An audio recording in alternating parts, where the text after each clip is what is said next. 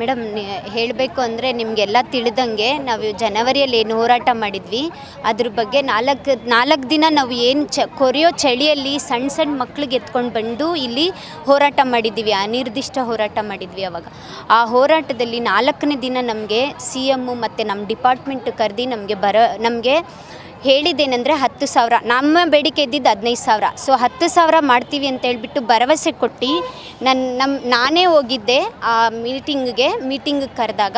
So ಆ ಮೀಟಿಂಗಲ್ಲಿ ನಮಗೆ ಭರವಸೆ ಕೊಟ್ಟು ಅವರೇ ಟ್ವಿಟ್ಟರ್ಗಳಲ್ಲಿ ಹಾಕ್ಕೊಂಡು ಫೇಸ್ಬುಕ್ಕಲ್ಲಿ ಹಾಕ್ಕೊಂಡು ಎಲ್ಲ ಕಡೆ ಅವರೇ ಇದನ್ನೆಲ್ಲ ರೆಪ್ರೆಸೆಂಟಿವ್ ಮಾಡಿಬಿಟ್ಟು ಇವತ್ತಿನ ದಿನ ನಮಗೆ ಈ ಫೋಟೋದಲ್ಲಿ ನಾನು ಇರೋದಕ್ಕೆ, ನಮ್ಮ ಸಂಘಟನೆಯವರು ಮತ್ತು ನಾನು ಇರೋದಕ್ಕೆ ತುಂಬ ಬೇಜಾರಾಗುತ್ತೆ. ಹೇಳ್ಕೊಬೇಕಂದ್ರೆ ಇವತ್ತರೆಗೂ ಈ ಭರವಸೆನ ಅವರು ಈಡೇರಿಸ್ದಿರ ಹಾಗೆ ಬಿಟ್ಟಿದ್ದಾರೆ. ಸೊ 12 ತಿಂಗಳಾಗಿ ಇವತ್ತು 13ನೇ ತಿಂಗಳಿಗೆ ಕಾಲಿಟ್ಟಿದ್ದೀವಿ. ಇವತ್ತು ನಮ್ಮ ಈ 10,000 ಮಾಡೋಕ್ಕೆ ಏನು ಪ್ಲ್ಯಾನ್ ಮಾಡಿದ್ದಾರೆ ಅಂದರೆ ನಮ್ಮ ಆಶಾಸ್ನ ತೆಗಿತೀವಿ ಅಂತ.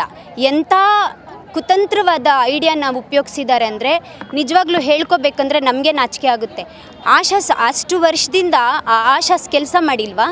ತನ್ನ ಮಕ್ಕಳ ಸ್ಯಾಲ್ರಿನೇ ಇರಲಿಲ್ಲ ಮೇಡಮ್ ಅವ್ರಿಗೆ, ಹೊಟ್ಟೆಗೆ ತಣ್ಣೀರು ಬಟ್ಟೆ ಕಟ್ಕೊಂಡು ಅವಾಗ ಕಷ್ಟಪಟ್ಟು ಅವರು ಕೆಲಸ ಮಾಡಿದ್ದಾರೆ. ಅಂಥ ಆಶಾಸ್ನ ತೆಗಿತೀವಿ ಅಂದರೆ ನೀವೇ ತಾನೇ ಪಾಪ್ಯುಲೇಷನ್ ಕೊಟ್ಟಿದ್ದು, ನೀವೇ 5ನೇ ಕ್ಲಾಸ್ ಓದಿದರೆ ಸಾಕು, ಓದಕ್ಕೆ ಬಂದಿಲ್ಲ ಅಂದರೂ ಸಾಕು, ಬರೆಯೋಕ್ಕೆ ಬಂದಿಲ್ಲ ಅಂದರೆ ಸಾಕು, ನಿಮಗೆ ಸಮಯ ಇದ್ದಾಗ ನಿಮ್ಮ ಫೀಲ್ಡ್ ನಿಮ್ಮ ಸಮುದಾಯದಲ್ಲಿ ಕೆಲಸ ಮಾಡಿ ಅಂತ ನೀವೇ ತೊಗೊಂಡಿರೋದು. ನಾವೇನು ಹೋಗ್ಬಿಟ್ಟು ನಮಗೆ ತೊಗೊಳ್ಳಿ ಅಂತ ನಾವು ಕೇಳ್ಕೊಂಡಿಲ್ಲ. ಅಂಥದ್ರಲ್ಲಿ ತೆಗೆದುಬಿಟ್ಟು ಇವಾಗ ತೆಗಿತೀವಿ ಅಂತ ಆಶಾಸ್ನ ತೆಗೆದುಬಿಟ್ಟು ಅವ್ರಿಗೆ ಡಿ ಗ್ರೂಪಿಗೆ ಹಾಕ್ಕೊಂಡು, ಅದು 10ನೇ ಕ್ಲಾಸು, ಅದಕ್ಕೆ ಎಜುಕೇಷನ್ ಇದೆ ಆ ಡಿ ಗ್ರೂಪ್ ಕೆಲಸಕ್ಕೆ ಹಾಕ್ಕೊಳ್ಳೋಕ್ಕೆ.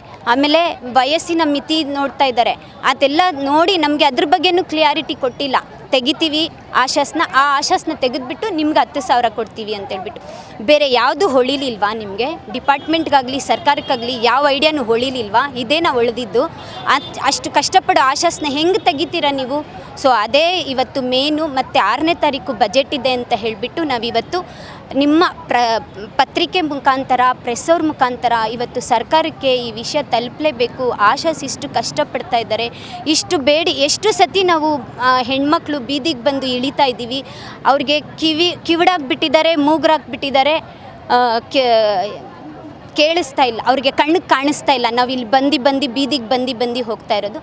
ಸೊ ಇದೆಲ್ಲ ಮುಟ್ಟಬೇಕು ಅಂತಲೇ ಇವತ್ತು ನಾವು ಬಜೆಟ್ ಇರೋದ್ರಿಂದ ಇವಾಗ ನಾವು ಇಮಿಡಿಯೇಟಾಗಿ ಹೋರಾಟನ ಹಮ್ಮಿಕೊಂಡಿದ್ದೀವಿ.